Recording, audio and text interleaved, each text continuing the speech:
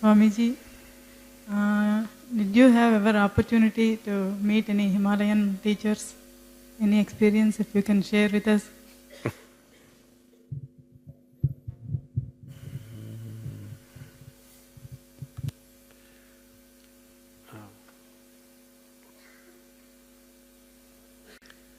I don't go to Himalayas to meet anybody.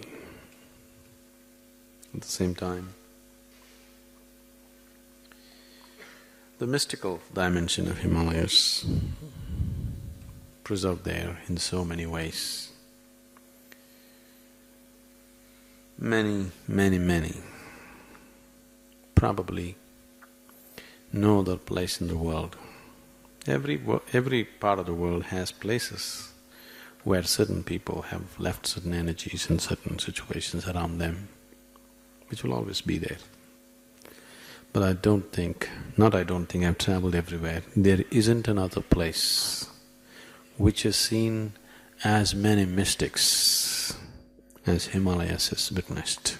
No other place on the planet. If you're sensitive to it, it's not just a mountain, it's something else. It's not your belief. I'm not talking about believing Himalayas are sacred or whatever. Many yogis and mystics choose never to speak, never to teach, but their longing to share is not any less. So, they will leave their work in a different form.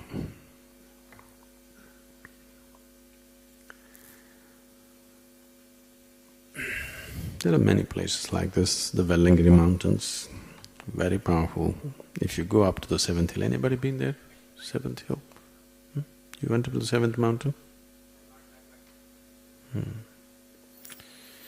If you go there, a very powerful place, some yogis left that situation in such a way that the whole place vibrates so much. If you go there, if you're a little sensitive, it'll shake you from the root of your spine.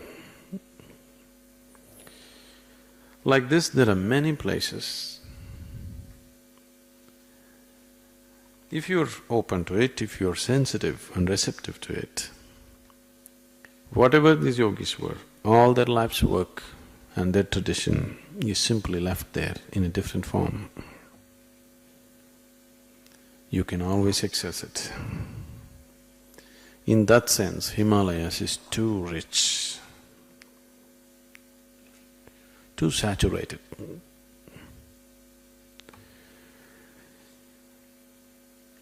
The surrounding areas of Kedar, Yukteswar and other places have witnessed so many beings. See, if you work with your body, if you use your muscle and work, the lifespan of your work is of a certain length. It dies after that. All the billions and billions of people who lived on this planet before you and me came here, where is all their work? All they have left is their reproduction. Beyond that, nothing else is there. If you work with your body, the span of that work is only that much. If you work with your mind, then the span of that work is little more, it extends itself. But if you work with your life energies, that dimension is forever. Even if the planet goes away, that will not go away. As you have an internet, there is a yogic net. If you are willing, you will see Gautama, the Buddha, is not 2500 years ago, he is just today. He is alive today as he was 2500 years ago. Only thing is now, he doesn't have the burden of physical body. The physical body is a restriction. Whatever comes through a physical body, you will have likes and dislikes with it, isn't it? So, once free from the physical process, it becomes even more empowered and effective. So the very reason why we take people into the mountains is to make them experience the mystical dimension of the Himalayas. We are not a tourist company. If you go there by yourself, the enormity of the mountains, the natural beauty of the mountains is so overwhelming that you will just be gaping at every rock and every peak, because it's much more than your eyes can grasp. It's very difficult for you to understand what's Himalayas, even physically. Right from my childhood, I had seen many photographs of Himalayas, I had seen many documentaries about Himalayas.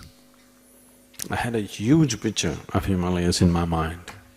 But the first time I went there, everything that I had in my mind was shrunk. What is actually there is far bigger than that, you know. It's very difficult even to take it all into your mind. So if you go there, generally the physical Himalaya itself is too overwhelming.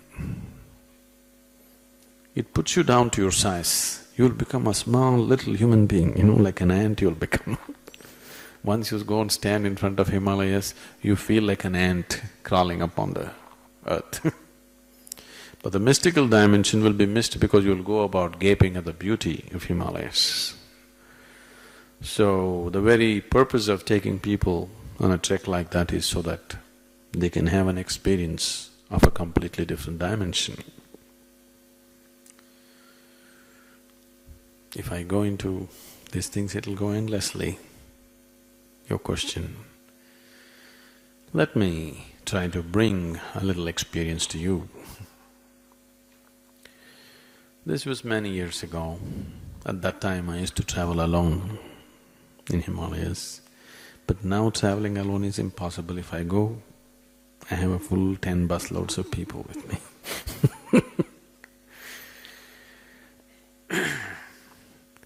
So I went to Kedar. Beyond Kedar, there's a place called Kanti Sarovar. Anybody been to Kedar? Nobody? Okay, that's good. Beyond Kedar, there's a place called Kanti Sarovar. The legend goes like this, that Shiva and Parvati lived on the banks of Kanti Sarovar. The sages lived in Kedar. So sometimes they came down visiting. That's how the legend goes. So I wanted to see this Kanti Sarovar. I just went there and I just went and sat on a particular rock. See, me as a person,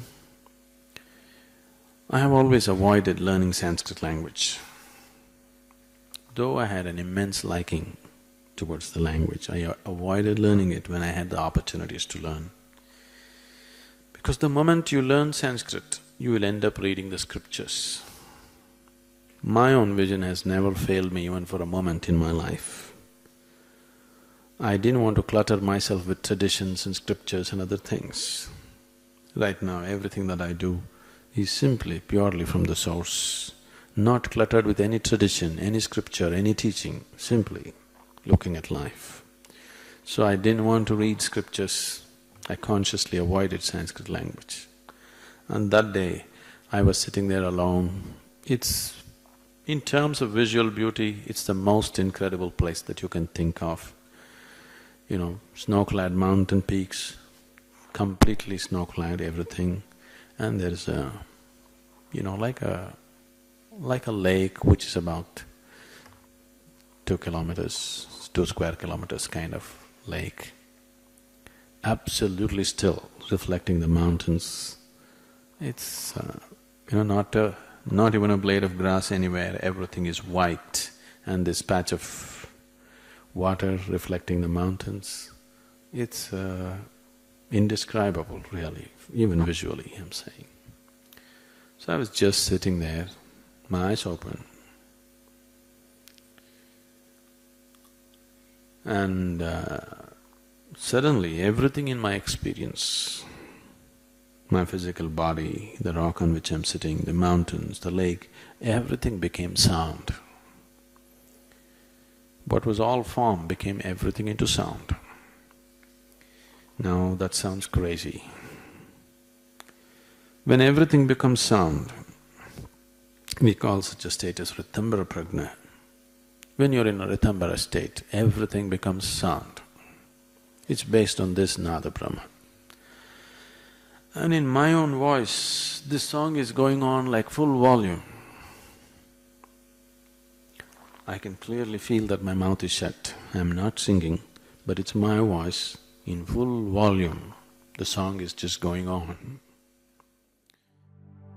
Brahmananda Swarupa Isha Jagatisha Akhilananda Swarupa